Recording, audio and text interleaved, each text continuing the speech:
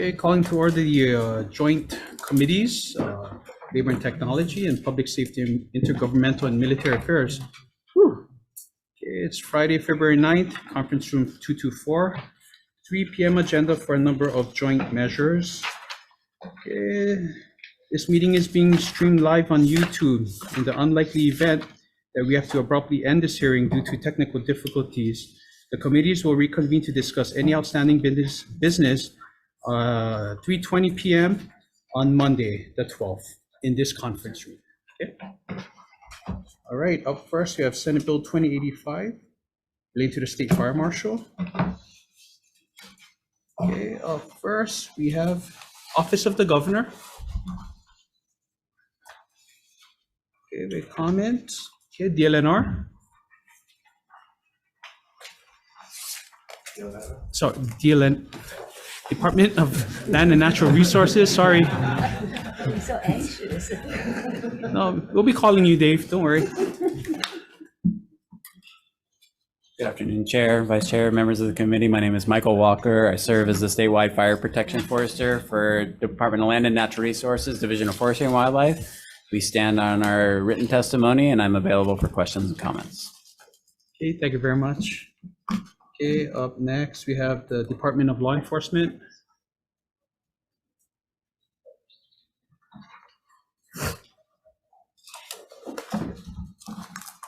Good afternoon, everyone. I'm Jared Radula. I'm the Deputy Director with the Department of Law Enforcement. Our department is in support of this measure. Nationwide, there are essentially two different models of a state fire marshal's office. A traditional model that encompasses duties such as code enforcement, regulatory matters, safety, and fire prevention. This model, this proposal emphasizes a second model, which is all of the traditional duties as well as enhanced duties to conduct criminal investigations for arson and to lead fire and arson investigations. This is a model that's supported nationwide amongst agencies, including California, Nevada, Texas, and Louisiana. Should the committee look at placing this type of law enforcement duties with the state fire marshal, it could position it within our department, and that might be beneficial for the committee to consider. One of the duties of state fire marshal offices is the enforcement of explosives and fireworks laws. As we reported to the legislature, the fireworks problem in Hawaii is a year-round problem requiring a full-time focus. Right now, the Illegal Fireworks Task Force has had some success, but we are borrowing our law enforcement officers from their permanent duties as narcotics agents, deputy sheriffs, and county police officers. So this might also be a consideration for the committee as well. Lastly, if you do consider the law enforcement side of a state fire marshal's office, we've added some potential amendments for the committee to consider. Thank you for the opportunity to testify this afternoon. Okay, thank you very much. Okay, up next, DLIR. Chair Hawai'i, members of the committee, David Rodriguez with the DLIR. We stand on our testimony. Okay, thank you very much. Okay, up next, Jack Rolfe, AG's office.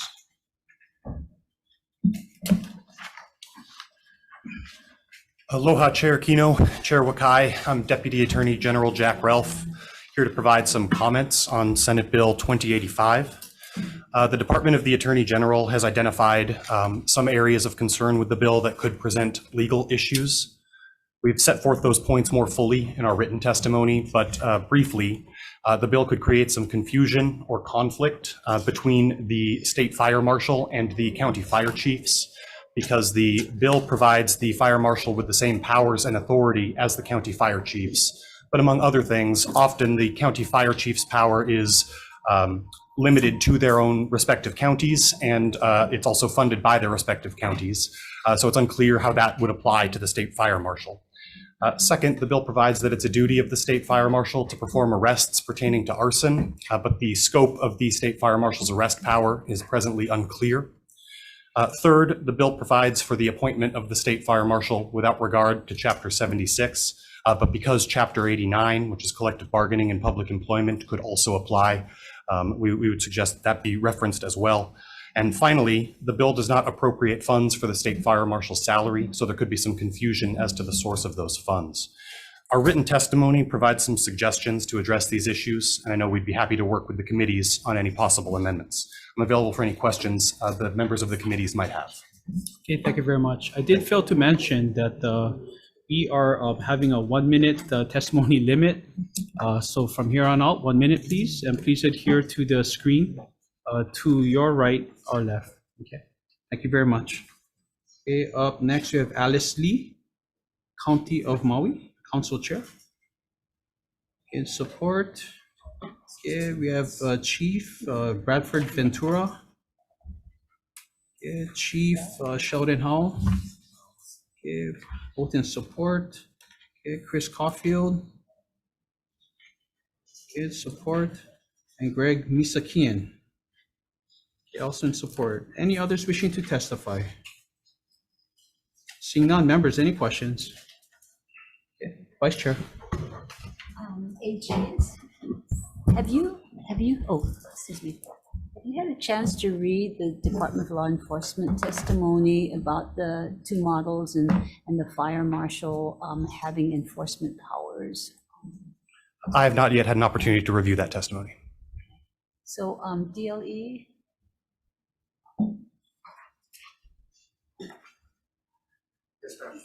as the AG said, there seems to be a possible conflict in terms of the counties having their county fire, I guess they call them fire chiefs, and then having this fire marshal role. And to be clear, if it in fact is to be doing the kinds of work that you say is the second model, I guess, with fire marshal having enforcement powers and also looking at firearms and fireworks.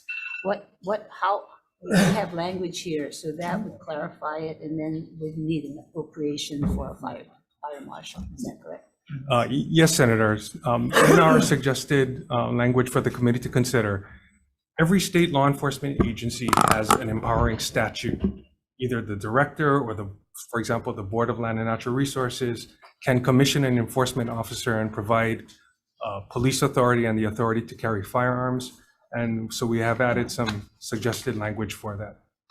So right now, what I understand, the fire chiefs in the administrative attached to the Labor Department rotate, I guess, I don't know, they don't call it fire marshal, but the super fire chief, I guess, for the year. I don't know, they rotate.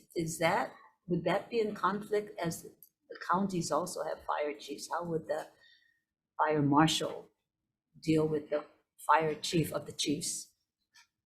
And is that something that would all be subsumed into DLE? Thank you for the question, Senator. I simply because I'm not a lawyer, it's really difficult for me to opine on how the county and the state might communicate in terms of how the fire chiefs are communicate.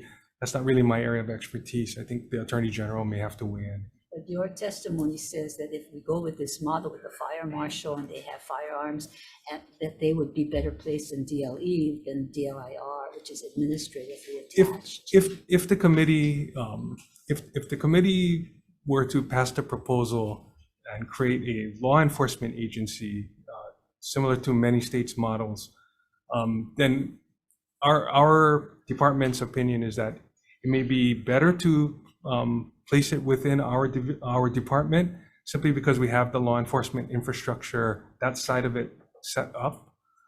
But no doubt, we think that the relationship with the fire council and the county fire chiefs will have to be a very strong one, because the areas of fire prevention and fire safety are going to be key, and those types of communication need to be very strong in order to support that. Thank you, Chair. Okay, thank you very much. Anyone from the State Fire Council here? Okay.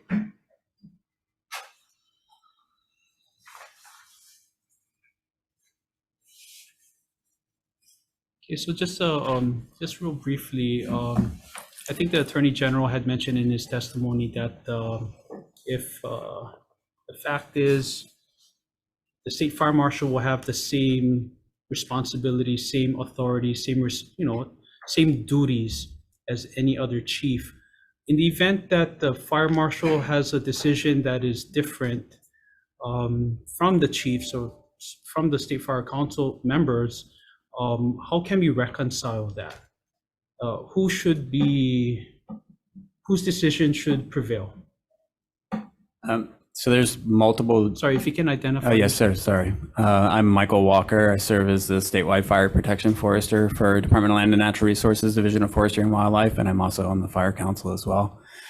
There's multiple versions of the bill that would create the Fire Marshal's office, and I think there are some things that need to be consolidated and/or figured out. There is currently the Fire Council serves as the de facto fire marshal for the state, and they take the National Fire Prevention Association's national code and they adopt the state fire code, and then from there each county adopts and amends the code as needed to create the county fire code. So there should be an alignment with the state fire code and the county fire codes to some degree. The marshal's jobs, and it depends on which bill passes, has a variety of duties. Most of them focus primarily on the code work, because currently the fire chiefs have to take time out of their day jobs as fire chiefs to meet on a quarterly basis in order to come together and work on the state fire code. And so that's one aspect that they would like to see put into the hands of the marshal. The second aspect, whether or not it gets adopted or not, is the creation of an inspector arm that would have some kind of law enforcement capacity to investigate fires and prosecute people, or I mean, excuse me, not prosecute people, but have the arrest powers in order to deal with arsonists, etc. Okay, thank you very much. Members, any other questions? Vice Chair. So currently, there is no inspection arm. So the Fire Council is just the code part of the policy. Not at the state level. So there are inspectors that work at the county level, but they are primarily focused on the structural environment. That's why a lot of the wildfires go, their cause usually goes as undetermined unless there is an inspector available for that fire, or there is a known cause that is witnessed. So there's no statewide or some way in which inspections are in fact consistently done across the state regarding fire protection. That is correct. There is not.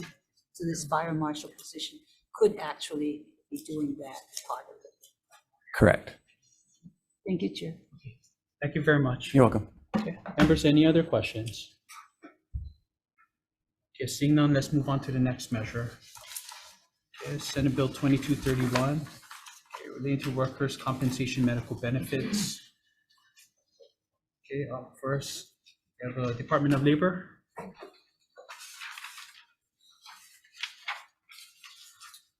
Good afternoon, chairs, vice chairs, members. Joanne Bidenhar from the Department of Labor. We stand on our testimony in support and available for any questions. Okay, thank you very much.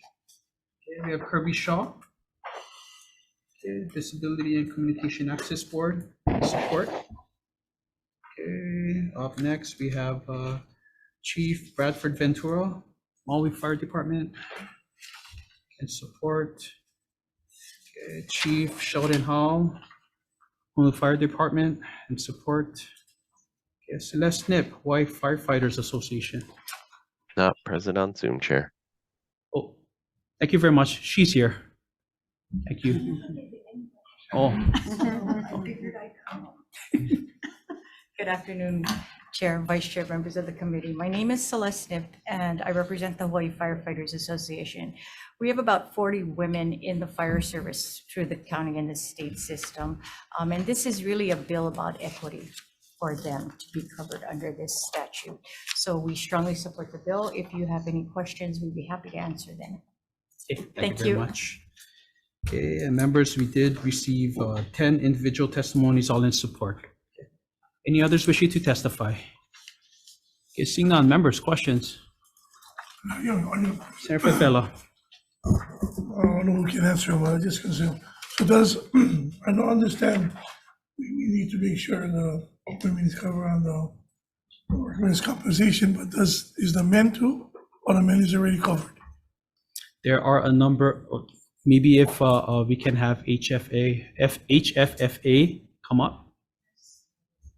And maybe you can describe what the current worker compensation covers right now. The current statute includes prostate, male organs, so I think in the House they had that question also.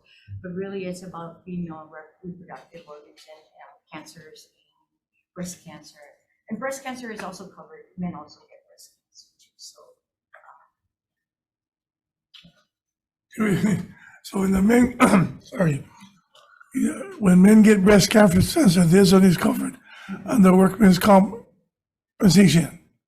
Right now, it's not covered. Oh, okay, all right, So- thank you. Because I was gonna say, if this one covered, how come the women wasn't covered all this time? Currently, Oh, that is okay. not covered. All right, thank you.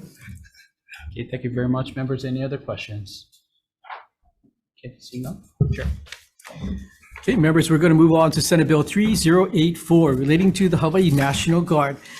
First on our testifiers list, we have Major General Kenneth Hara from the Department of Defense. Good afternoon, chairs, vice chairs, members of the committee.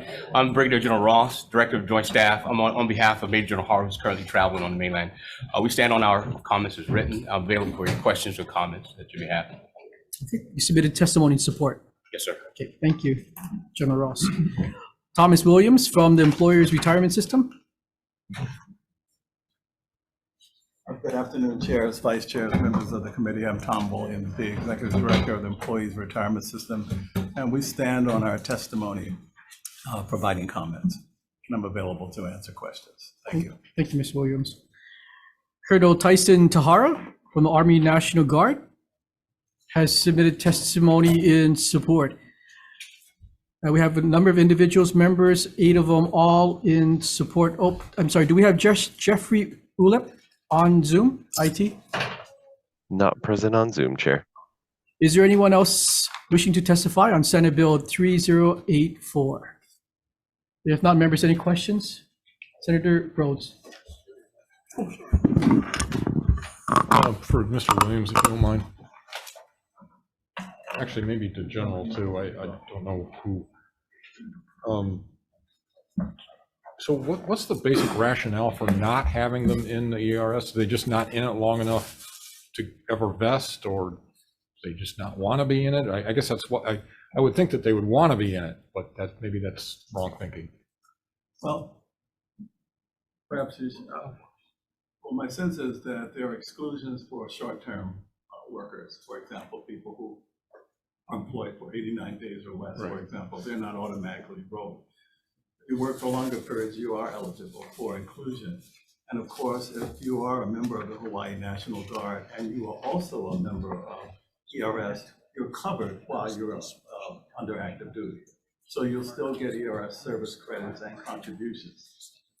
But these are individuals whom I believe are not members of the ERS at the time they're deployed and would be deployed for short periods. Okay, that's, so that's at least my understanding. But then they wouldn't be deployed for several. Do they get several short periods? Do the short periods of deployment eventually add up to enough credit to do some good, or is it break in service? No, it would not. And that's the reason why we're That's why asking they don't for the want it. carve out is based on the retirement requirements, they would never be able to meet that. Okay, that's what I. And we've been in contact with the ERS and fully support their recommended changes of the bill too as well. Okay, thank you both. Thanks, chairs. Is there anyone else wishing to testify on Senate, or any questions, I should say, for Senate Bill 3084? If not, members, we're going to move on to the next measure. That is Senate Bill 3313, relating to the Department of Law Enforcement.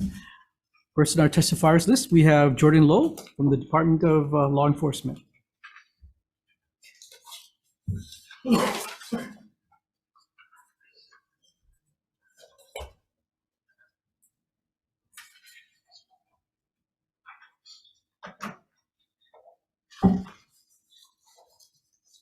Good afternoon, chairs, vice chairs, and members of the committee. DLE strongly supports this bill and is trying to remedy an inequity that's existed for a decade.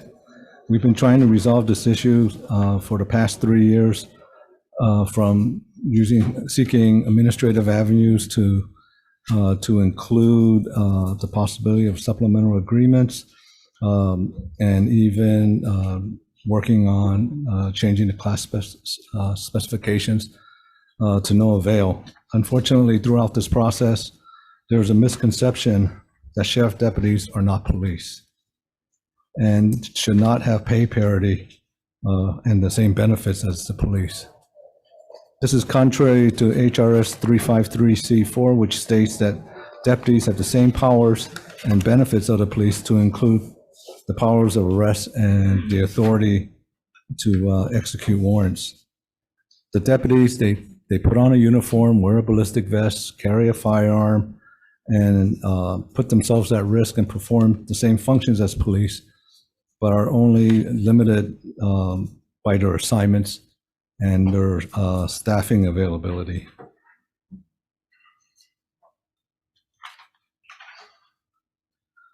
Currently, a Honolulu Police Department recruits earns about $80,288 a year, whereas our deputy sheriff recruit earns $56,575 a year. After they leave the academy and complete their 1-year term, HPD officers earn $83,144 a year, while sheriff deputy earns $61,003. This represents over a $20,000 difference. If this bill was to pass, the sheriff recruit salaries will increase from the $56,575 to $65,779, which is still over $14,000 below the HPD recruits. And when they complete the first year, the sheriff deputies will earn will increase from $61,000 to $70,000, which is still a $12,241 difference from their HPD counterpart. As indicated, we have tried different avenues. We worked with HGA, and they were agreeable for a supplemental agreement without contingencies, but that was stopped. We are working on the repricing, the classification specs to be changed to update that. We are continuing that, but we're somewhat discouraged when we're being told deputies are not police. Why should they be given salary parity? And that we should manage our expectations, and that the deputies assigned to the courts will not meet the repricing standards. So the last thing we want to do is create separation among the deputies. The other thing is, while we do, whenever we recruit, we do have a large turnout in terms of a couple of hundred to as high as 400, over 400 applicants. But what it turns out in the process, we usually end up only with 15 to 19 recruits attending the class. What I think is happening is, as individuals try to get into law enforcement, they're going to apply to multiple agencies. They'll apply to the Sheriff's Department and they'll apply to HPD. But when it comes down, to making a selection on where they're going to go, they're obviously going to go to the place that provides them more income for their family. I've had instances where a recruit would actually attend our recruit class, and the last week they would quit because they got called by HPD, and that has happened more than once. So as DLE starts to expand, expands their areas of responsibility, to include presence at the airports, trying to provide additional coverage at the schools, We know there was a bill to create an enforcement unit with the Department of Hawaiian Homelands, and which we understand, but ultimately they will still end up coming to DLE for assistance on a lot of their matters, and that would require additional staffing for us. When we look on how to reduce disparity, we have tried other methods. We tried we submitted a proposal for a retention and recruitment incentive for the young deputies to try to lessen that parity. We had a physical fitness incentive to try to lessen that parity, and also we realized that if it would also lessen the workers' comp. We tried for an incentive to for education. If they were to achieve higher education, we would provide them with an incentive.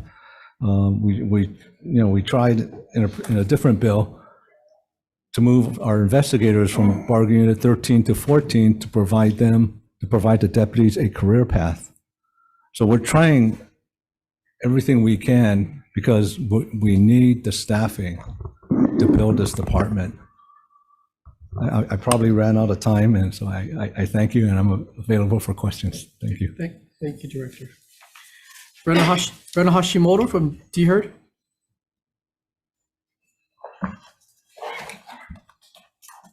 Good afternoon, chairs, vice chairs, members of the committees. DHERD is in opposition to this measure simply because it's contrary to the state constitution and Chapter 76 related to the merit principles. To carve out special pay for one group of employees is contrary to the equal pay for equal work provisions. And our personnel policies do provide a process for looking at repricing, but it needs to focus on the duties and responsibilities of the job, not just because we want to put money towards a particular group. Everybody appreciates the work that deputy sheriffs do, but there is a process in order to review and analyze and determine whether repricing is the appropriate tool.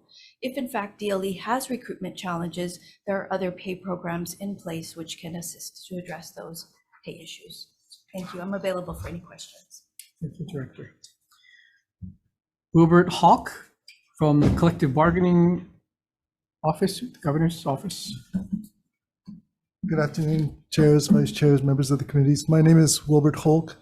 I'm the new chief negotiator for the state. I'm going to stand on my testimony in opposition to this. This is a collective bargaining issue under Chapter 89 that involves repricing, and there's a process for repricing that should be negotiated. I'll be available for questions. Thank you, Mr. Hawk.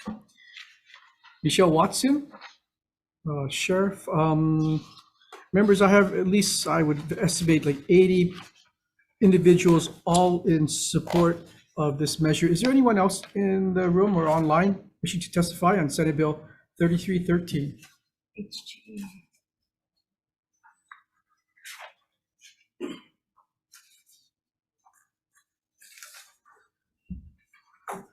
Hello, chairs, vice chairs, members of the committee. Nui Sebastian with HGEA. We respectfully oppose this measure.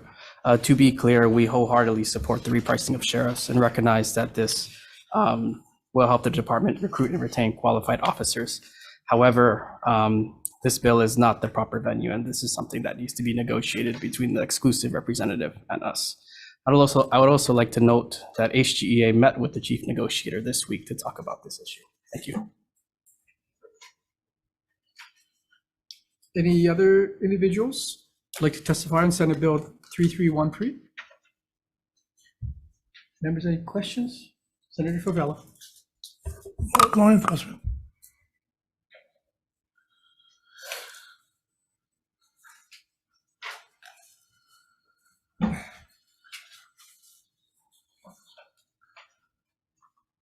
There's a couple of things I want to touch base on.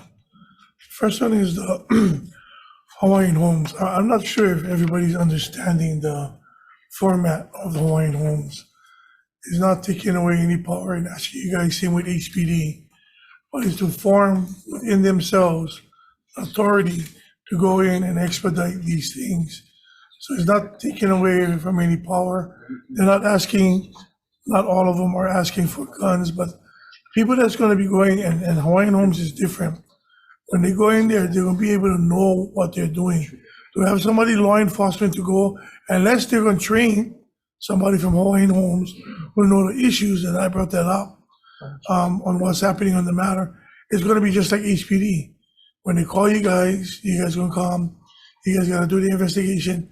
By that time, again, 40, not 40, exaggerating, 10 years later, gambling house is still on Hawaiian homeland. These guys know the players, they know who to go to, they know how to enforce it. So I'm not taking away anything from you guys, but you guys looking for recruitment? That's the kind of stuff you guys should be looking at. Who is physically fit, who would pass the medical background, and who is interested. If somebody's security watch, and no take down security watch now, can do the job. It's just they need the opportunity. Senator Favela, sorry to cut you off, but we have like plenty of agendas. So is your That was the question question. about the salaries and this? Oh, the bill? question was a recruitment. Okay. Okay, that's okay. That's okay, Chair. Go ahead. So I can answer that very, very quickly. We agree with you in the need of some type of enforcement on Hawaiian homelands. What we had recommended was that we help provide the infrastructure for you, for the training, for the vetting. Yeah, that's what it was for recruitment. So I'm Right. just gonna pause on that one, then I was gonna talk about recruitment since we gotta rush through the program. So go ahead. Okay. Thank you. Members, any questions regarding the salaries in encapsulating this bill? Thank you. Senator Moriwaki? I think for both DLE Director as well as HRD Director, if you could come up.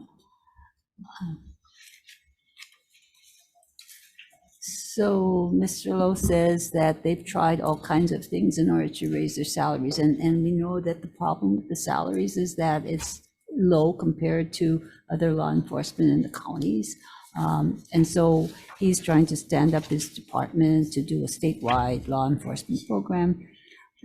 Why has his efforts not gone forward? And can you explain what his alternatives are, so that, in fact, if not doing this in law, what we can do to help the department? Sure. So the repricing policy, or the process, involves updating position descriptions. We know that DLE just inherited the deputy sheriffs as of January 1. So it's not even been 2 months since they've been their own department. So we recognize that the class specifications, which then drives the pricing, needs to be updated.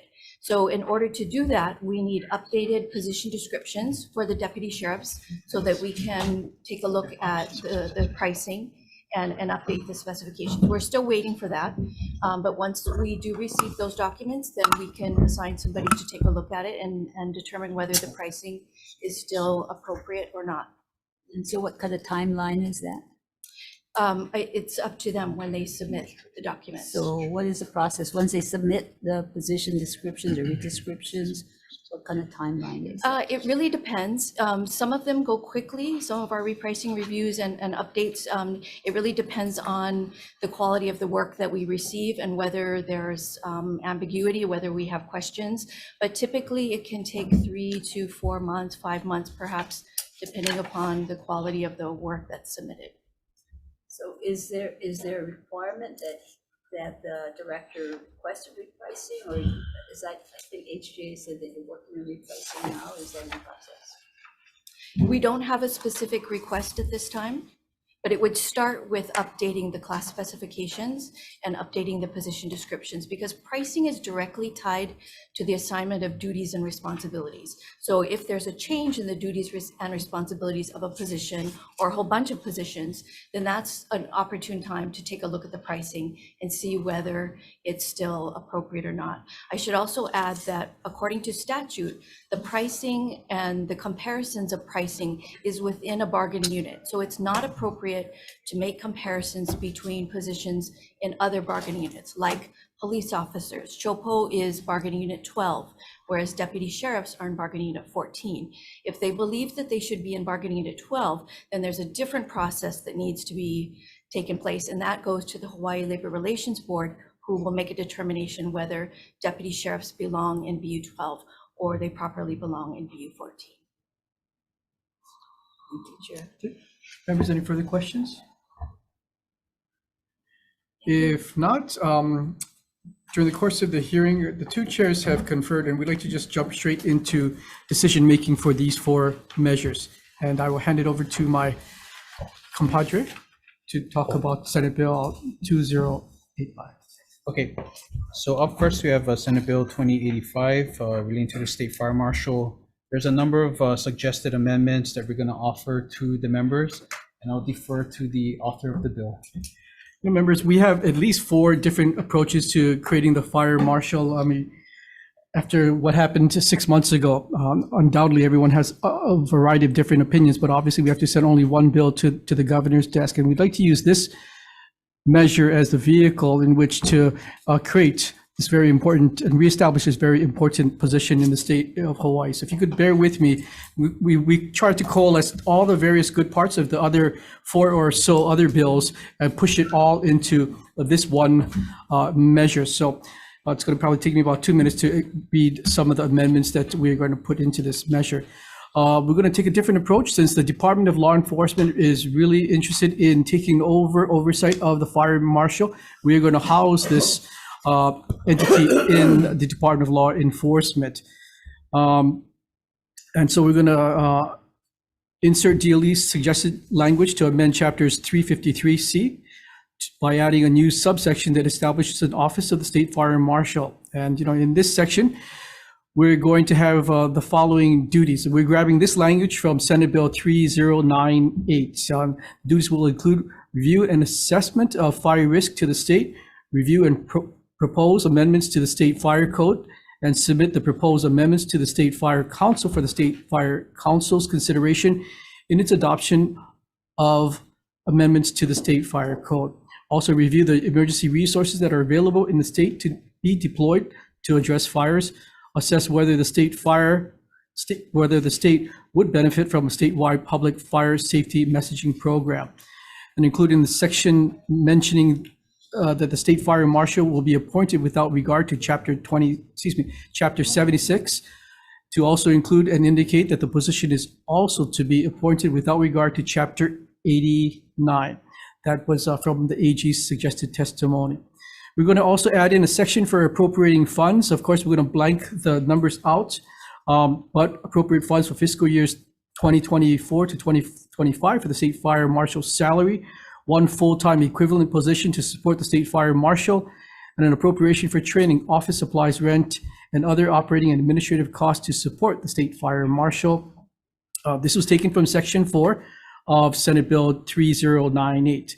And in the committee report, we're going to make the recommendation that $150,000 for the state fire marshal's position, $90,000 for the permanent position supporting the state fire marshal, and $100,000 for the appropriation for training, office supplies, rent, and other operating expenses to support the fire marshal. Last set of suggested amendments is going to be, as Co-Chair Aquino mentioned about, who's going to be making the call if there is conflicts between the fire marshal and the county fire chiefs. How will that be resolved? So we're going to put in language that if there is any kind of conflict, that ultimately it's the county fire chiefs and their position and their views that will prevail on any type of response by this new established position and office. So members of both committees, those are all of the recommendations for us in establishing and reestablishing the state fire marshal in the state of Hawaii. Any discussion? If not, Senator Elefante, I vote yes. Okay, Chair's recommendations to pass. I think it's going to labor first. Okay. Oh, I apologize. Sorry. Okay, thank you very much. LBT committee, any questions, concerns? Seeing none, Vice Chair for the vote. So SB 2085 to pass with amendments. Chair. Aye. Vice Chair votes aye. Senator Hall. Aye. Senator Lee. Aye. Senator Favela. Aye. Recommendations adopted. So again, members of public safety, same recommendations for the bill to be amended as just expressed. Any discussion? If not, Senator Elefante, I vote yes. Okay, Chair's recommendations to pass SB 2085 with amendments. Chair votes aye, Vice Chair votes aye. Senator Fukunaga. Senator Rhodes. Senator Awa. Mr. Chair, recommendations adopted. Thank you. Okay, moving on to the next measure, Senate Bill 2231, relating to workers' comp medical benefits. Members, recommendation is to move this out unamended. Okay, any questions or concerns? Seeing none, Vice Chair. Chair votes aye. Aye. All members present, anyone in opposition, anyone with reservation, Chair, recommendations adopted. For PSM members, same recommendation. Any discussion? If not, Senator Elefante, I vote yes. Okay, Chair's recommendations to pass SB 2231 as is of the 5 members present on PSM. Any no votes or votes with reservations? Hearing none, Mr. Chair, recommendations adopted. Thank you. Members, we're going to move on to Senate Bill 3084 relating to the Hawaii National Guard. We are going to take all of the ERS's suggested amendments in their testimony, again, amending Section 88, deleting Section 88B, and amending Section C to explicitly enumerate services credit pursuant to the Service Members Man's Act of HRS 88-132 as a benefit for which existing ERS members under HING-SAD orders would not be precluded by virtue of subsection A. Those are the suggested amendments. Any discussion for PSM? If not, Senator Elefante, I vote yes. Okay, Chair's recommendations to pass SB 3084 with amendments of the 5 members present. Any no votes or votes with reservations?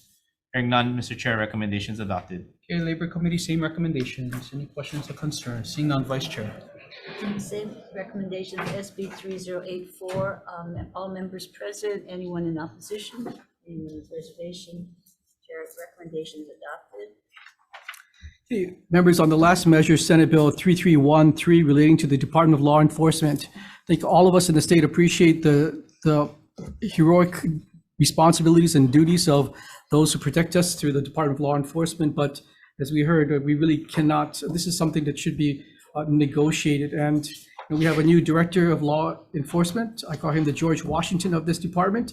And so I think maybe with a fresh pair of eyes and positions, maybe he can help with the repricing issue that has long plagued this department. So the chair's recommendation for both chairs is to defer this measure. If that's being done, we are adjourned.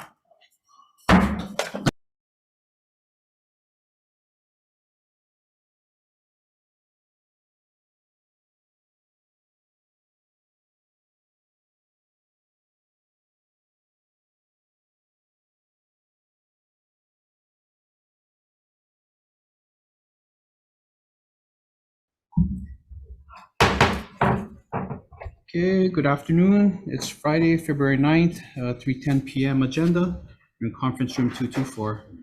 Okay, decision-making only on 2 measures. Okay, again, the 3:10 p.m. agenda. Up first, we have Senate Bill 2351 relating to workforce development. Members, the recommendation is to move this as a Senate Draft 1. Okay, amendments include WDC to be administratively attached to DLIR and transferred out of WDD. It specifies that WDC, a Workforce Development Council, is an advisory body on employment and human resources. The bill also specifies certain form requirements mentioned. It allows also the council to enter into contracts to study workforce needs. Okay. Also, the bill strikes the K-12 Ag Workforce Development Report as done annually. In addition to that, it strikes out sections 12 and 14 that describes its current statutory structure under the Department of Labor and Industrial Relations. Okay. And we're also going to add a defective date of July 1st, 2050. Any questions or concerns, members? Seeing none, Vice Chair for the vote. Okay, Senate Bill 2351 passed with amendments, Chair. Aye. Vice Chair votes aye. Senator Lee? Aye. Senator Hara? Aye. Senator Favela, excuse. Chair, your recommendation is adopted. Okay, thank you very much. Moving on to the next measure, Senate Bill 2991. relating to collective bargaining unit creation. Members, the recommendation is to move this as a Senate Draft 1. I'd like to thank my vice chair for her work on this, so diligent. Okay. I'd like to just go over some of the recommended amendments. Okay, we're going to be clarifying that the applicant for a new bargaining unit be an employee, employer, or exclusive representative. In addition to that, establishing that the legislation to create a new bargaining unit be accompanied by a decision or order issued by the Hawaii Labor Relations Board. Okay. Okay. Thirdly, we're going to be specifying criteria to be considered by the board in establishing a new bargaining unit, and also some appropriating funds and staff to implement the act. Okay. I think that's pretty much it, right, Vice Chair? Yes, thank you. All right, any questions or concerns? Seeing none, Vice Chair for the vote. Okay. Senate Bill 2991 passed with amendments, Chair. Aye. All members present, anyone opposed, anyone with reservation, the recommendation is adopted. Okay, thank you very much, members. Okay, we're gonna immediately move on to the 3:17 p.m. agenda for decision making.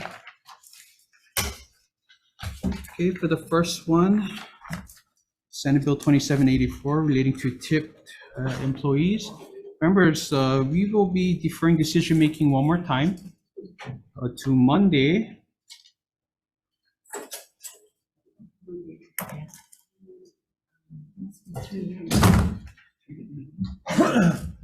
Deferring decision making to Monday, the 12th at 3:21 p.m. in this conference room. Okay. Thank you very much. Okay, on to the next, Senate Bill 3362 relating to public service. Okay, members, the recommendation is to move this as a Senate Draft 1. Okay, we're gonna insert a defective date of July 1st, 2050. In the committee report, we're gonna request that the next committees to check on legality and cost implications of this measure.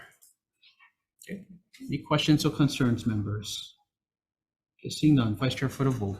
First, SB 3362, all members present, anyone voting against, anyone Reservations? with reservations? With reservations, Mary Hara.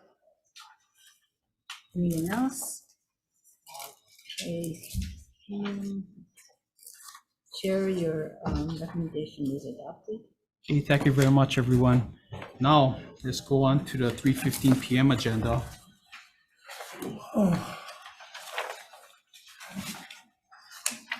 Okay, again, we're enforcing a 1-minute rule. Okay, for testifiers, this just ensures that everyone has a chance to speak. Okay, and allows us as committee members to question. Okay. Okay. All right.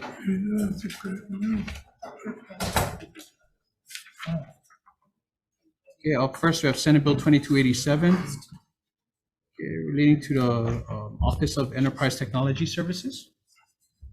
Okay, up first we have Doug Murdoch, Chief Information Officer. Hello, Chair, Vice Chair, members. I'm Doug Murdoch from Enterprise Technology Services. We'll stand on our testimony in support of the bill. Thank you. Okay, thank you very much. Any others wishing to testify? Senate Bill 2287. Seeing none, members, questions? You have a quick question for the CIO. So in Section B, subsection 5, it strikes the, I guess what's this? It strikes Advice of the ITSC. Assisting the CIO developing standards and policies. Any specific reason why? Not our bill. I don't know why that one was struck and it could be left. But we're okay with taking it out. It's not normally the work of the ITSC. It's more the work of our staff. Okay, so you'll be open either way if we remove it or not? Correct. Okay, all right, thank you. Chair, just to follow. Vice Chair. Yeah, because I see in this language, it says that the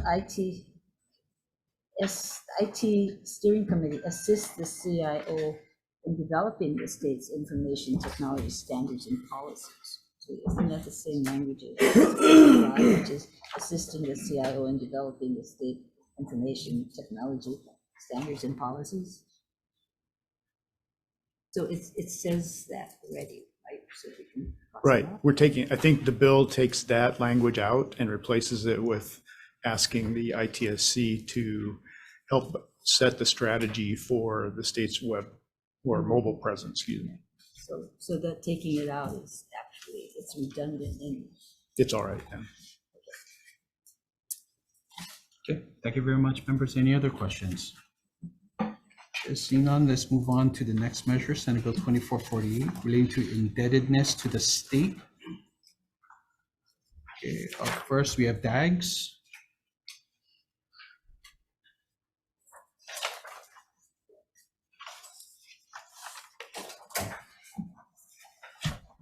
Good afternoon, Chair, Vice Chair, members of the committee. My name is Lydia Nash. I'm the administrator for the Accounting and General Services.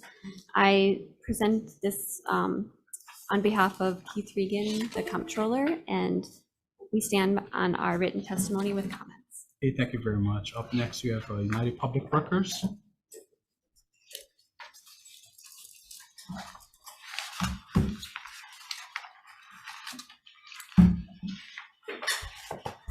Chair Kino, Vice Chair Moriwaki, members of the committee, Kamakana Kaimaloa, Government Affairs Manager for United Public Workers. UPW stands on our written testimony and strong support. Happy to answer any questions you may have. Thank you. Thank you very much. Up next, we have HEA.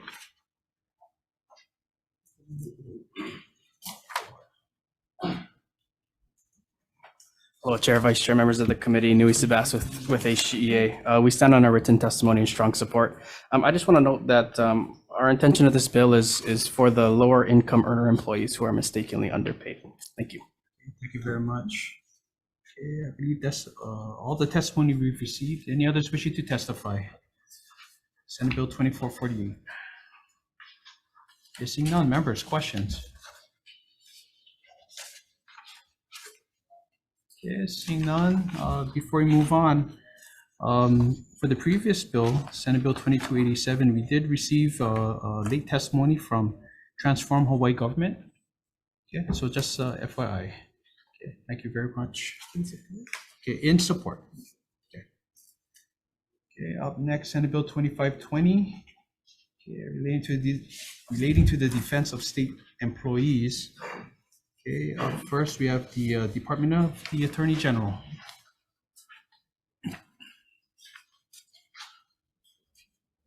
Good afternoon, Chair and Vice Chair and members of the committee. I am Deputy Attorney General David Matsumiya.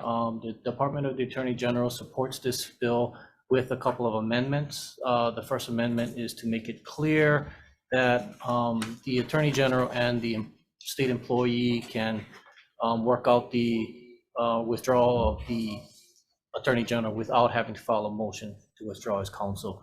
The second is to make it clear that the legislature finds that the prejudice that the state employee will have if the information regarding the withdrawal is made public outweighs the rights of the public to access to this information.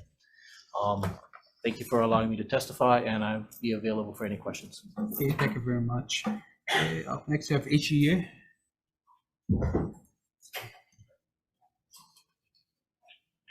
Good afternoon, Chair, Vice Chair, members of the committee, Steve Tevis for HGEA. We've had a chance to review the AG's comments and we're in agreement. So we have no objections to their amendments to the bill. Thank you, and we're present for any questions. Okay. Thank you, Chair. Thank you very much. Okay, up next we have the Hawaii Association for Justice. Okay, in support. Okay, any others wishing to testify? Senate Bill 2520. Okay, seeing none. Members, questions? Okay, seeing none, let's move on to the next measure, Senate Bill 2599. Okay, relating to public employee compensation. Okay, up first we have the University of Hawaii Board of Regents. Any comments? Okay, any others wishing to testify? Senate Bill 2599. Okay. Director? Brenna Hashimoto from the Department of Human Resources Development. We submitted late testimony. I'd like to provide copies now. And we just provide comments. I'm available for any questions.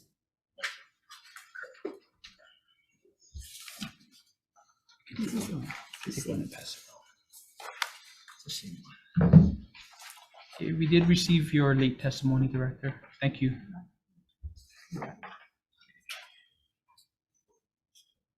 Okay, any others wishing to testify? Okay, seeing none, members, questions? Okay, Senate Bill 2599. If not, moving on to the next measure, Senate Bill 2711. Okay, relating to worker retention. Okay, up first, we have Hawaii Restaurant Association.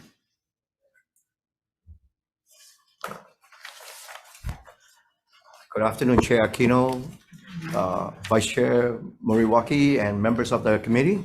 I'm Victor Lim, representing the Hawaii Restaurant Association, representing 4,000 eating and drinking places here in Hawaii. Just want to share some real-world experiences. In a tight labor market like today, such a legislation is not necessary because most of the people will try and hire as many of the people as possible.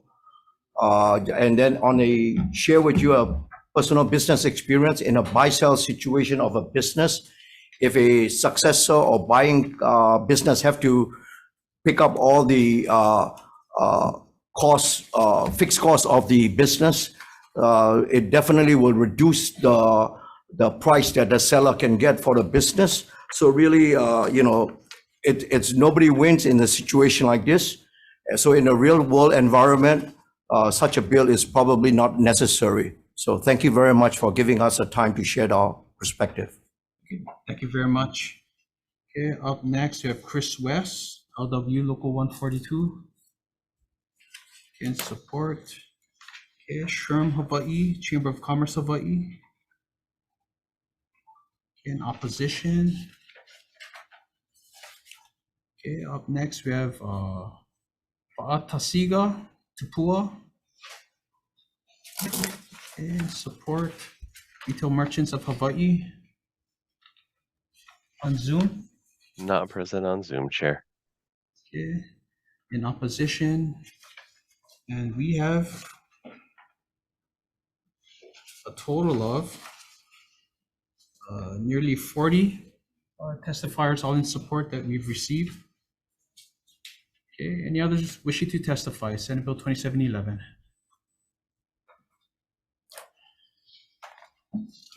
Hello, Chair Aquino, Vice Chair Moriwaki, members. David Rogers of the DLIR. We submitted late testimony to Senate Bill 2711, and we stand by those comments. Okay, thank you very much. Okay. I believe. Okay, any others wishing to testify? Senate Bill 2711. Okay, seeing none, members, questions? I have a question. Okay, Senator Ihara. For the Restaurant Association? Yes, Senator. Yeah. I was just curious, you are a member because of McDonald's? Does McDonald's franchise, does it apply to franchises? I'm a McDonald's franchisee, yes. Would it apply? So I was looking at. Yes, if I was gonna buy. So the first question is, would you be a covered establishment? I guess it's I couldn't find the definition, it's not in the bill, but it's. I cannot find a definition either. It's in the statute somewhere. It's somewhere that, but Okay. Yeah. But so you are a covered establishment? I was looking at it as a existing established business. So whether a truly covered or not covered, I'm not certain, because I was trying to look for that definition, and so some of you might have a better interpretation of that than me. Okay. All right, that might inform your testimony as well. Yeah, but I'm just sharing you Sure. real-world experience. Yeah, I got Okay? it. Thank you. Thank you very much. Okay, thank you very much, members. Any other questions? Yeah, just for maybe HGA or someone who knows, I couldn't find the definition of covered establishment. Is it like so many employees, right? Does someone, HGA, do you folks know, or anyone else? Okay, well, I guess the idea was if it's like a hotel, because we've seen these bills come in a number of years, and I recall what the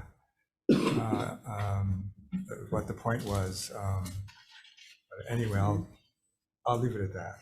Okay, thank you very much. Okay, members, any other questions? Okay, let's move on to the next measure, Senate Bill 2716.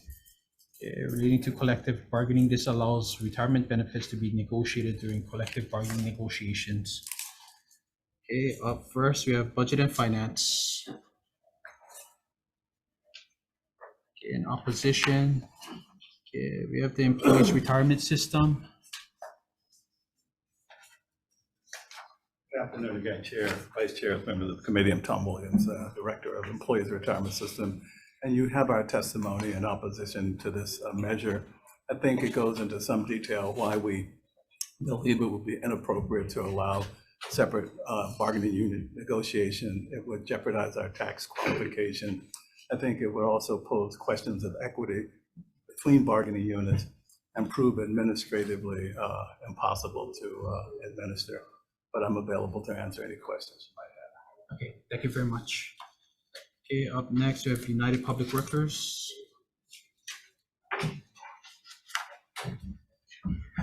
Chair, Vice Chair, members, again, Kamakana Kaimalo, UPW. You have a written testimony and strong support. Really, the only point we really want to highlight is that a lot of focus has been put on recruitment with respect to filling the vacancies at the state level. And our concern is truly actually retention, more so than recruitment. We seem to be losing more employees than we can recruit at any given time. And we think this would help to address that issue. So happy to answer any questions. Thank you. Okay, thank you very much. HGA? Okay, thank you very much. Any others wishing to testify? Senate Bill 2716.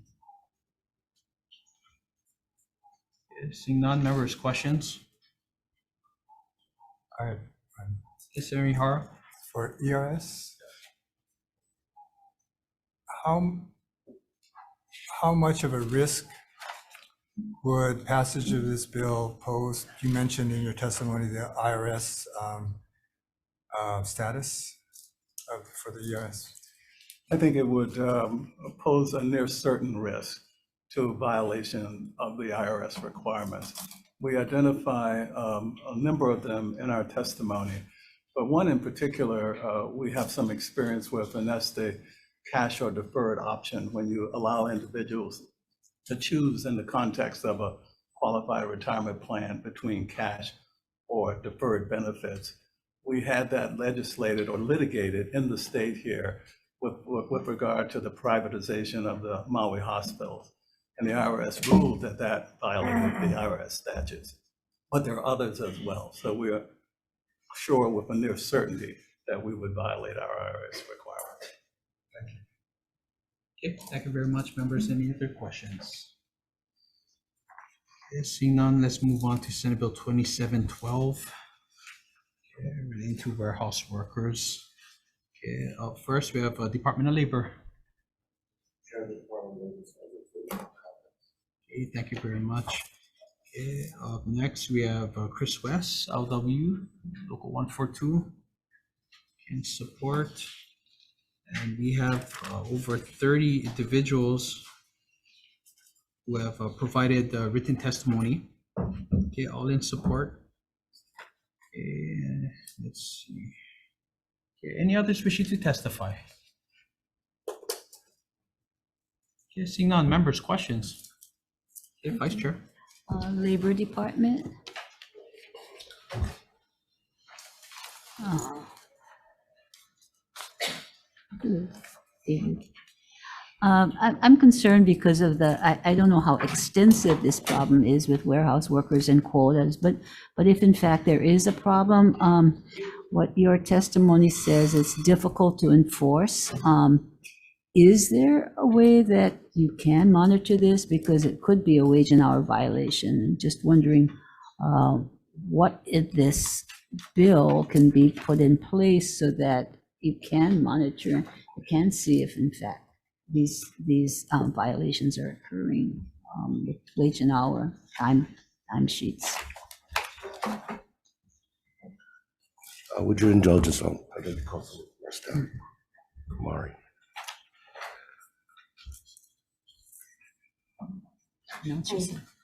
Mari Imamura, Labor Law Staff Specialist from the Wage Standards Can you Division. speak up? I can't hear you. Mari Imamura, Labor Law Staff Specialist from the Wage Standards Division. So I guess the employers, as long as they keep records, right now wage and hour requires them to keep time records. And then generally like rest breaks and bathroom breaks are compensable time. So under this quota measure, they are saying to that the rest breaks and bathroom break shall not be counted as productive time. So if they're gonna minus that from their productive time, then they may not be compensated, or counted as hours worked. So there's going to be like two sets of time records. I guess the concern, I mean, when I'm reading the bill, is that you set quotas, especially these warehouse workers. I guess it's like the Amazons or big warehouses, and that they're expected to produce. You're basically pushing them to produce when in fact you're expecting too much of an employee, but there's no oversight, no place where the employee can complain and get some kind of relief. What is the Department of Labor's role in that, the wage and hour division? Well, right now, I mean, as far as the employee's rate of pay and how it's computed is the employer's policy. So like even on a commission basis, if they're required to be selling, as long as they're covered under the law, we make sure that their hourly equivalent is at least equivalent to minimum wage. So we would look at the earnings for the week divided by the hours to make sure that they're compensated at least minimum wage. Yeah, so I don't know how extensive this problem is, how many warehouses there are in the state, but is there something that we need to put in law so that these employers that have quotas and maybe misuse the quotas can be seen as I mean, you can regulate them. Yeah, I mean, I haven't seen any. But I don't know if is there a process where they can complain so you can find out if in fact there are violations? Because it doesn't even seem that there's a place for them to complain. Yeah, I mean, well, if they allege that, their pay is very low and they're not being paid at least minimum wage, then, they can file with our office and we can take a look at that. And if they work so, many hours and not getting paid overtime also, depending on the coverage, whether it's federal or our office, then they could go to the State Department of Labor or Federal Department of Labor. So we could put into this law that this is a process for them to complain if in fact they're mistreated by their employers in terms of requiring them to do quotas. Yeah, if their quotas are not meeting the wage and hour law requirements. Is quotas part of the wage and hour law? But if they're, their compensation, when they divide the compensation by the hours worked, then if it's not at least equivalent to the requirements of the wage and hour law for minimum wage and overtime, they could either go to our office or Federal Department of Labor for overtime. Depends on the size of the company. Okay, thank you. Thank you, Joe. Members, any other questions? There you are. Is there any principle in labor law about an employer seeking to accomplish major production gains at the expense of the mental or medical well-being of the employee? Is there any in the industry? Is there? I know for children, you can't do that. I guess adults is a theory that you just quit if you are that, or if you stay, that means you are accepting the unhealthy situation. I don't know. Is there? Because it does seem to be, my concern would be that the well-being of these workers. And as to enforcement, it does seem that because it's automated, let's say Amazon, for example, if they're automated, then it seems that the enforcement would be easy. I mean, in terms of getting the information. The one tricky part is, where is the line that is, how far is too far? And I guess if we can, I guess you're talking about monitoring so that if there is, people getting sick, or I'm not sure if they have mental health challenges that's induced by the employee. I'm not sure if that's where you're going, but that might be. Even physical, right? Yeah, well, even physical, you can get, physical, medical situations. Is there any advice, any way to address? And that's in a way assuming that the anecdotal concerns we're hearing are systemic, or is it just because of a bad supervisor? But it sounds like it's systemic because of the automation part. Quotas. I don't know how many companies have those kinds of quotas. Assembly line kind of companies. I'm not sure. I mean, Any other states attempting to even address the well-being of workers, basically? Not that I know of. They're not unionized, I guess. So that would, if they're union, then you could negotiate work conditions. Okay. Members, any other questions? Okay, seeing none, thank you very much. Okay, moving on to Senate Bill 3070. Okay, relating to the employees retirement system funding period. Okay, up first, we have budget and finance. Chair, Vice Chair, Louis Oliver from the Department of Budget and Finance. Sorry I'm late, but I'm here for this one to testify in strong support of this administration. Okay, thank you very much. Okay, ERS. Chair, Vice Chair, the ERS stands on its written testimony, and I'm available to answer questions. Okay, thank you very much. Okay, Tax Foundation of Hawaii. Not present on Zoom, Chair.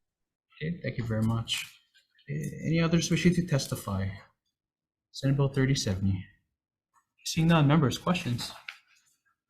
You have a quick question for ERS or BNF? And thank you for being here. So you had mentioned in your testimony that, well, let me put it this way. So what if all current assumptions are not met? What's the potential scenarios here or impacts? Thank you for that question, Chair. If the current assumptions are not met as it relates to earnings or liabilities, for example, if liabilities were to increase faster than anticipated because of award of benefits, for example, we would have a review. The ERS would bring to the legislature recommendations as to either increasing contribution rates to have the plan funded within the approved funding period, or the alternative is to modify benefits. And of course, back in 2012, modification of benefits is one of the approaches we took. But in 2017, I believe the legislature increased contributions. So it creates a dialogue between us and the legislature as to how to bring the plan back within the approved, accepted funding period. Okay. Thank you very much, members. Any other questions? Okay, seeing none, let's move on to the next measure. Okay, Senate Bill 3099, also relating to the ERS. Okay, first we have Office of the Governor. Okay, Blake Oshiro in support. Okay, Department of Labor Industrial Relations. Okay, thank you very much. And ERS. On that testimony and support. Okay, thank you very much. Okay, BNF. Chair, the department will stand in its testimony and support. Okay, thank you very much. UTF, Derek Mizuno. Okay, great comments. Okay, Nula Miyasaki, Senior County of Honolulu, Department of Human Resources and Support, okay, United Public Workers. Chair, Vice Chair, members, again, Kamakana Kaimula, UPW. This is a rare instance where all the stars align, and we are in agreement with everybody who's usually in opposition to us. So we urge you to pass this bill. Thank you. Okay, thank you very much. Okay, and we have UPA, Christopher. Okay, thank you very much. Okay, any others wishing to testify? Senate Bill 3099. Seeing none, members, questions? Just for clarification, the tier 1, tier 2, sure. Vice Chair? Just if you could, Thomas. So it's just basically the tier 1 and tier 2 distinction was before, after, was it 2012? July 1 of 2012. Yeah, Vice so Chair. so you're just basically consolidating to one tier, I guess. Yes, we're reverting to the vesting schedule that was in place prior. So in 2012, the 5-year vesting that then existed was changed to 10. And we're proposing to revert it back to the 5-year vesting. So why was it up to 10? Because. Well, Vice Chair, it was a part of the reforms that were made in 2012 to reduce the growth in the unfunded liability. So the benefit formulas were changed, the retirement ages were changed, the cost of living adjustment were changed, and this was thrown in there as well. But the reality is this vesting period has a very minor effect on the cost.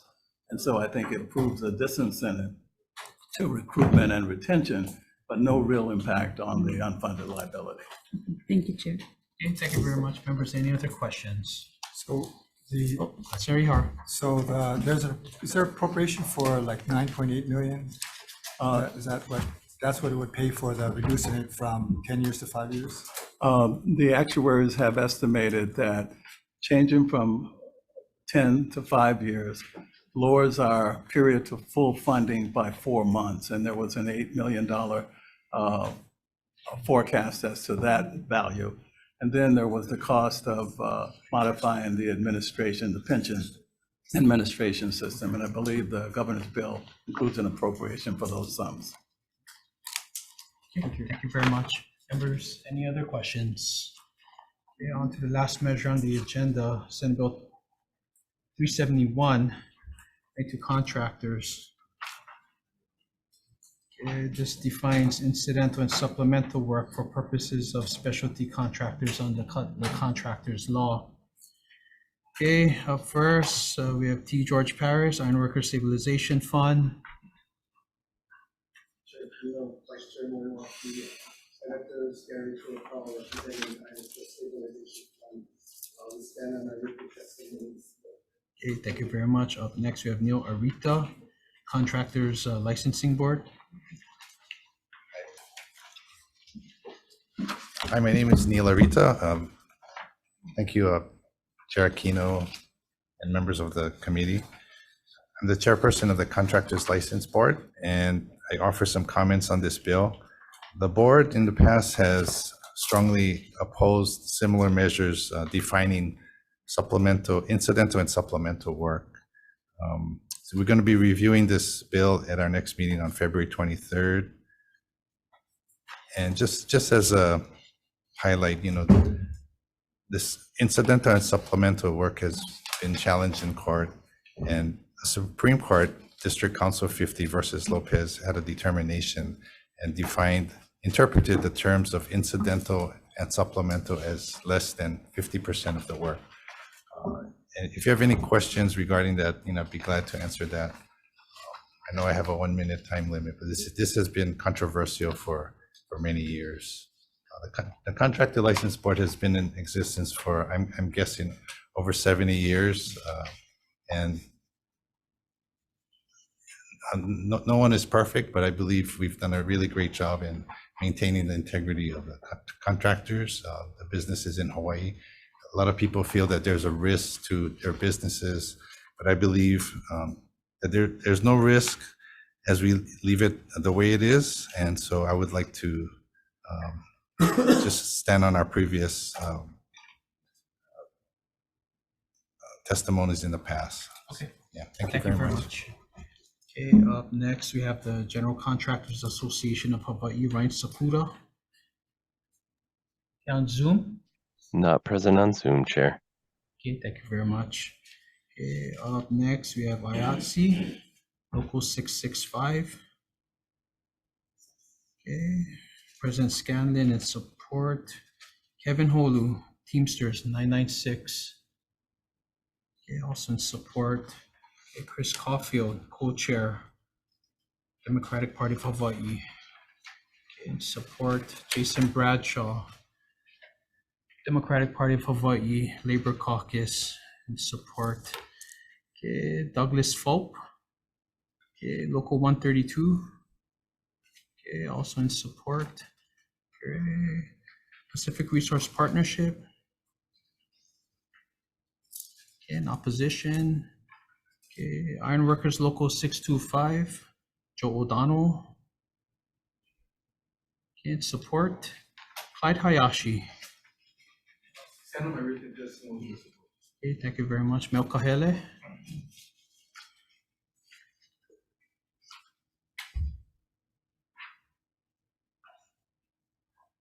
Chair Aquino, members of the committee, I actually I was gonna send on my written testimony, but since longtime friend Arita came out and made a statement, you got my written testimony, and you know, the problem with what we're having now is that the CLB came out with a ruling that incidental supplemental is up to 49%. I think that was the bottom line. And we don't believe that 49% of the work of the costs of the contractor's costs is incidental, and it sure in the heck ain't supplemental. But what we have here now is, if in the event there's an unlicensed contractor that is claiming he's doing someone else's work in some other trade that's incidental to what he was supposed to be doing under his contract or under his license, we don't have a recourse. We would be normally able to file a complaint with RICO, but when we notify RICO of the problem or of the complaint, they're claiming that the contractor is using the incidental supplemental. Excuse me, Mel, your 1 minute is up. Could you please Okay, summarize? I strongly support this bill. I hope we make the changes to the section 444, and I believe we need to add that additional language and limit the incidental to 5%. Thank you. Okay, thank you very much. Up next, we have Art Tolentino, Sheet Metal Workers, Local 293, in support. Late testimony, and we also have late testimony from the Subcontractors Association of Hawaii.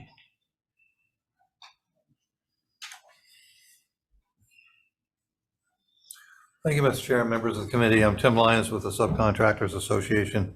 We're opposed to this bill.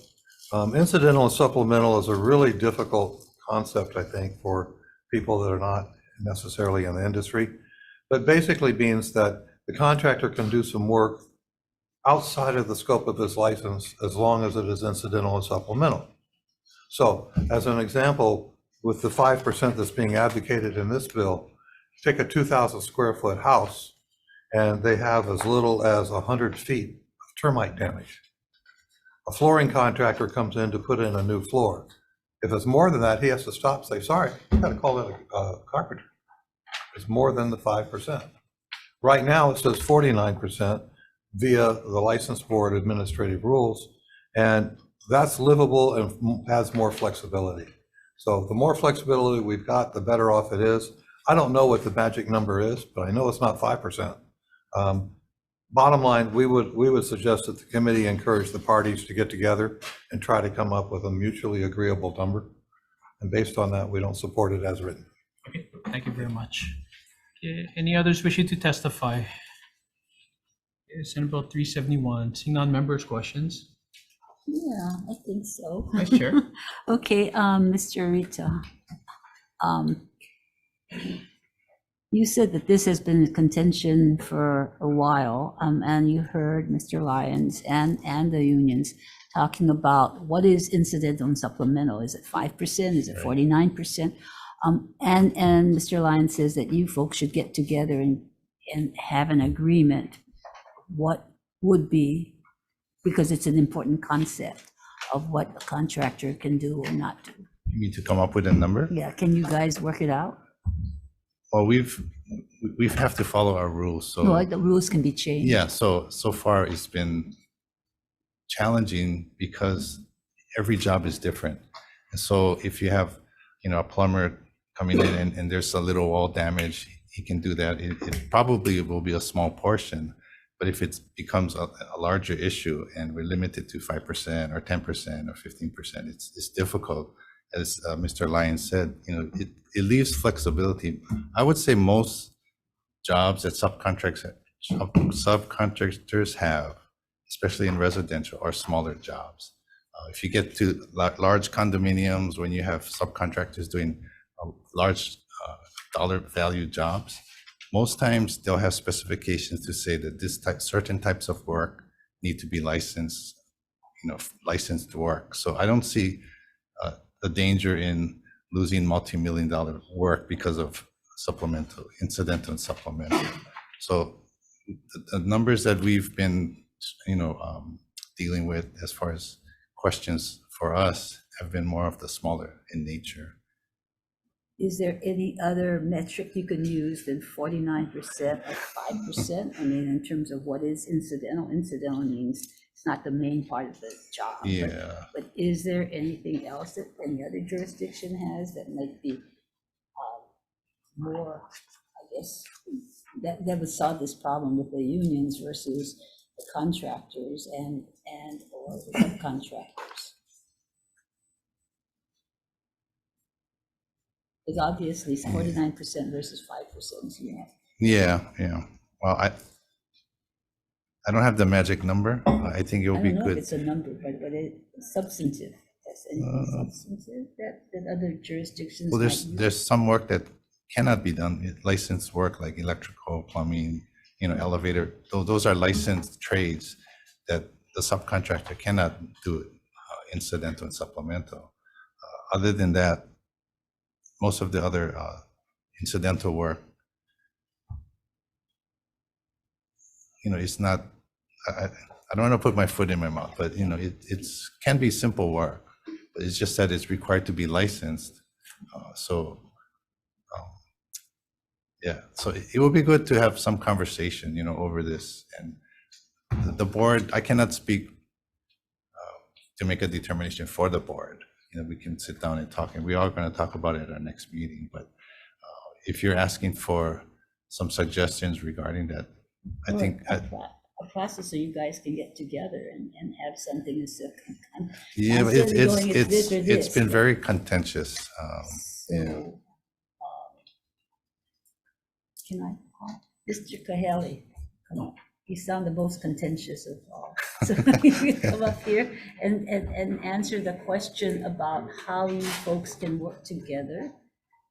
Yeah, for the board, can I just say one thing real quick? For the board, although we have, different trades represented, union, non-union, and public members, we try to practice, and we constantly are reminded that we represent the people of Hawaii, not the union, not the trade. And so we make determinations based on that.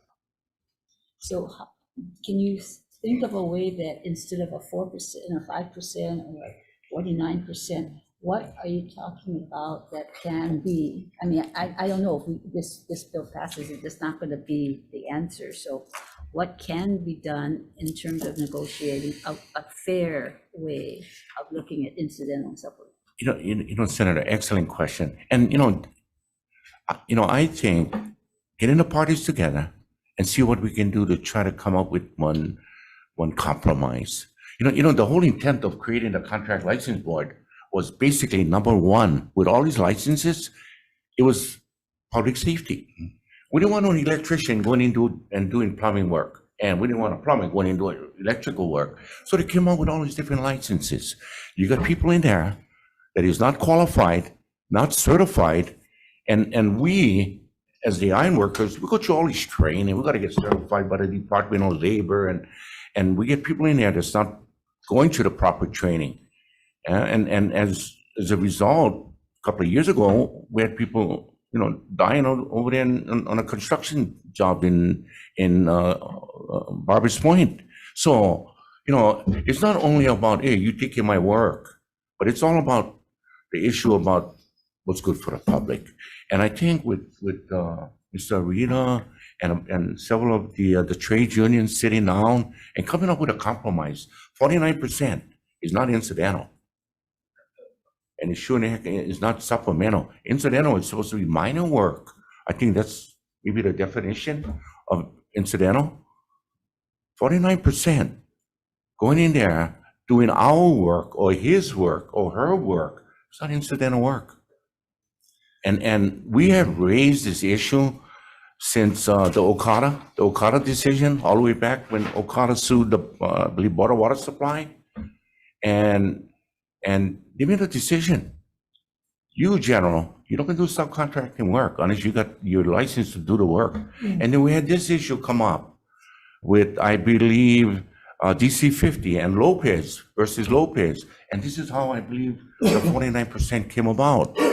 So Senator. Yeah, just looking at, okay, so instead of putting something in law of 49% or 5%, what would that look like that you guys put together, that we could change this bill to say, you sit down and look it up? That's a start.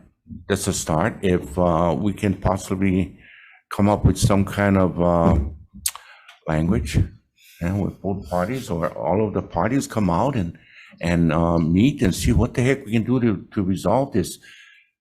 He do my work. I cannot find him complaint with RICO, Regulatory Investigative Agency for the state, because they're using incidental. So anyway, I appreciate the concern, Senator. And it's Thank you. Economy of scale too. So smaller projects may not have that big impact as the larger ones. So yeah, it's all about fairness. It's all about survival. It's all about putting food on everyone's table. Right? So that's what we're asking. Just unfair. You say you like this building. You say you like this building. Well, I love this bill. I love it. Actually, 5% is excellent. If we can all agree with that and move it up to the next hearing. I mean, Serrato's gonna like it. Time is up. Time is up. No, he's one. Stay there, we have. Okay. Couple of facts, so under the percentage, the 49%, does that include or exclude incidental work that is required to be done, like electrician, elevator, is that, let's say if. In my understanding, no. So Okay, so this is talking about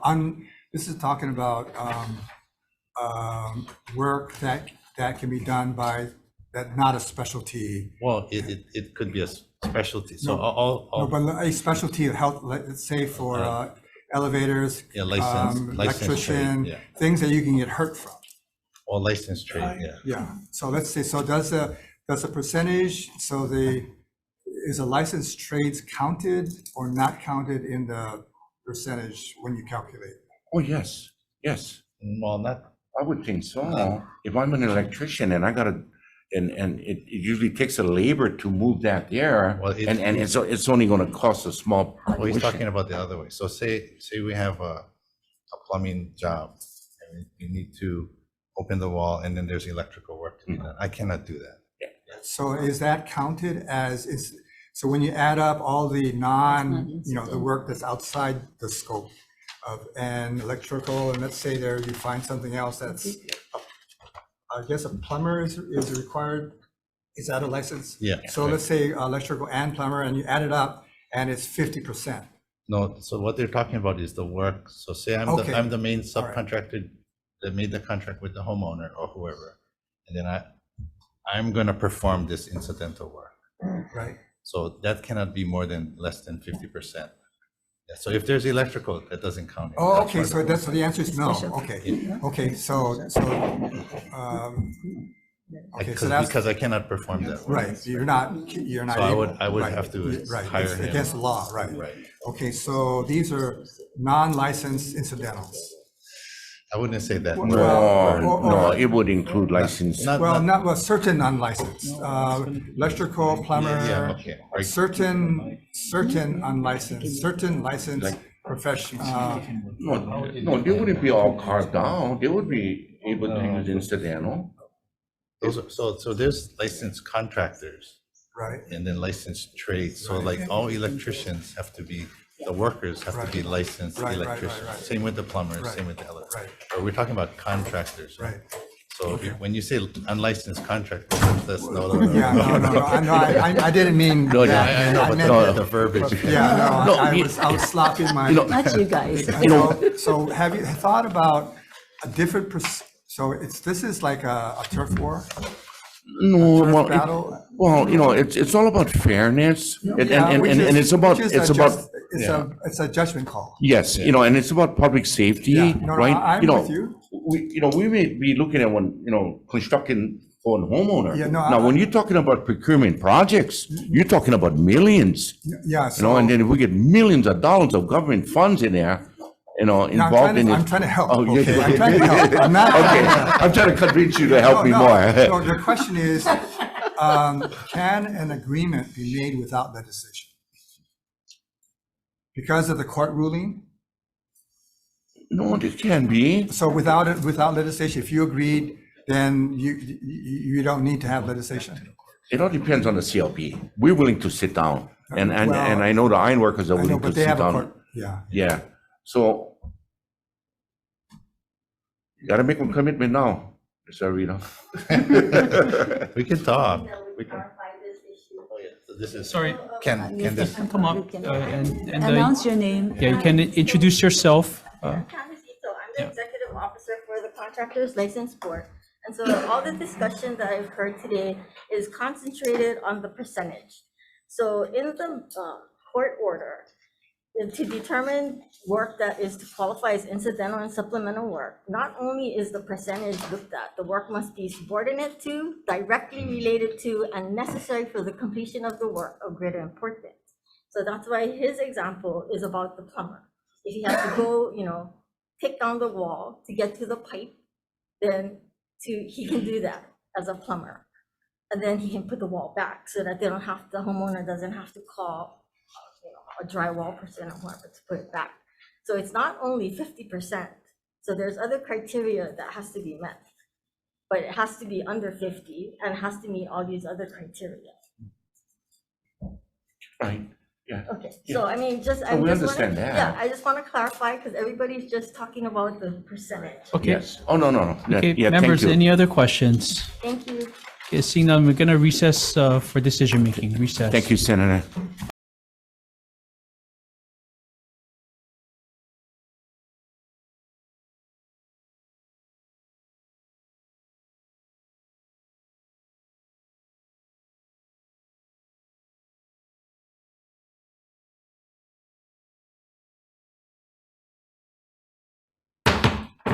Okay, reconvening our 3:15 p.m. agenda for decision making.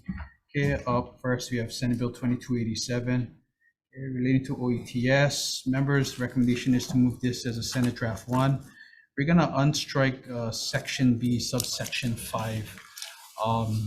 CIO is open either way, so we figure, give them more work, we should be okay. All right. Any questions or concerns, members? Senate Draft 1, Vice Chair. Senate Bill 2287 passed with amendments. All members present, anyone opposing, anyone with reservation, motion is adopted. Not motion, recommendation is adopted. Okay, thank you very much. Moving on to Senate Bill 2448 relating to indebtedness to the state. Members, the recommendation is to defer. There's already a House bill that's moving with a number of amendments that I'd like to take a crack at if it comes over. Okay? So we're gonna defer 2448. Moving on to Senate Bill 2520, relating to the defense of state employees. Members, recommendation is to move this as a Senate Draft 1. we're going to be adopting all of the AG's amendments as posed in written testimony. Okay. Any questions or concerns, members? Senate Bill 2520. All members present, anyone opposing, anyone for reservations, recommendation adopted. Okay, moving on to Senate Bill 2599, relating to public employee compensation. Members, recommendation is to move this Senate Draft 1 with some technical amendments and effective date of July 1st, 2050. Okay. Yes, Senator Ihara. Wanted to explain my reservations on this bill. On the one hand, we authorize salaries process so that various boards and commissions can set their own salary for their own executive director. And so as a policy matter, I believe that to complete this as a policy issue, we ought to, if we're going to say that the appropriation of dollar amount should be the governing factor, then maybe we should say that the legislature needs to approve the salary increases by the boards and then appropriate the money that we approve. Otherwise, we're back otherwise we're saying you can raise the salary, but we're gonna not backdoor it, but we'll catch you another place, in the budget. But if we're gonna do that, we might as well just do it cleanly. Is my feeling. So that's my explanation for my reservations. Okay, thank you very much, Senator Ihara. What we're going to do is just we're going to insert some of these comments into the committee report for the next committee for deliberation. Okay, any other questions or concerns, members? Seeing none, Senate Draft 1. Okay, passed with amendment, Senate Bill 2599, with all members present other than Senator Ihara with the reservation. Anyone else with reservation or opposition? Okay, recommendation adopted. Okay, thank you very much, members. Moving on to Senate Bill 2711, relating to worker retention. Members, the recommendation is to move this as a Senate Draft 1 with some technical amendments, effective date of July 1st, 2050. And we're also going to add a definition for substantially dissimilar. I'm going to try and figure that one out. Yeah, but we're going to add a definition into the Senate Draft 1. Okay. Member Senate Bill 2711, all members present, anyone opposed, anyone with reservation, recommendation adopted. Okay, thank you very much, members. Moving on to Senate Bill 2716, relating to collective bargaining. Mainly due to the concerns that we've received from the ERS as well as the BNF, we're going to be deferring this measure. Moving on to Senate Bill 2712, relating to warehouse workers.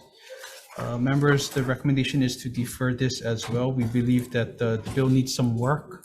The intentions are great, but we feel that there's a number of pukas in the bill that needs to be addressed to ensure that the LIR has its enforcement teeth in check and ready to go. Okay, so we're gonna come back to this maybe at a later time. Okay, but right now 2712 is we're gonna defer that. Okay, moving on to Senate Bill 3070, relating to the ERS funding period. Members, the recommendation is to move this as is. Okay. Member Senate Bill 3070 to pass unamended. All members present. Anyone with opposing? Anyone with reservation? Chair, recommendation is adopted. Okay, thank you very much, members. Moving on to Senate Bill 3099, again relating to the ERS. Members, recommendation is to move this as a Senate Draft 1. We're just going to defect the date and add some technical amendments.